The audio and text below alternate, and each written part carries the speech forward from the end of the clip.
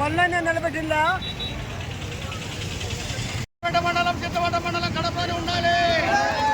జై శ్రీరామ్. రాయచోటి వద్దు, రాయచోటి వద్దు. సిద్దిపేట మండలం రాయచోటి వద్దు, రాయచోటి వద్దు, రాయచోటి వద్దు. Yes yes yes yes yes yes.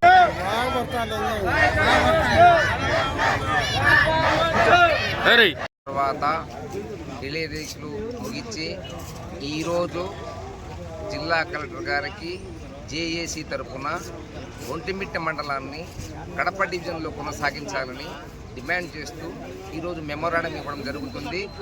కావున ప్రతి జేఏసీ నాయకులు కూడా హాజరై పార్టీలకు అతీతంగా ప్రతి ఒక్కరూ ఈ జిల్లా కలెక్టర్ గారికి మెమోరాండం ఇవ్వడానికి కార్యక్రమంలో పాల్గొనవలసిందిగా అందరినీ కోరుకుంటున్నాను.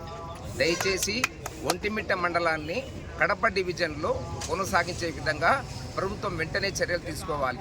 లేని పక్షంలో ఎంతవరకైనా పోరాడానికి మేమందరం సిద్ధంగా ఉన్నామని జేజేసీ తరఫున నేను విజ్ఞప్తి చేస్తున్నాను, ప్రభుత్వాన్ని డిమాండ్ చేస్తున్నాను.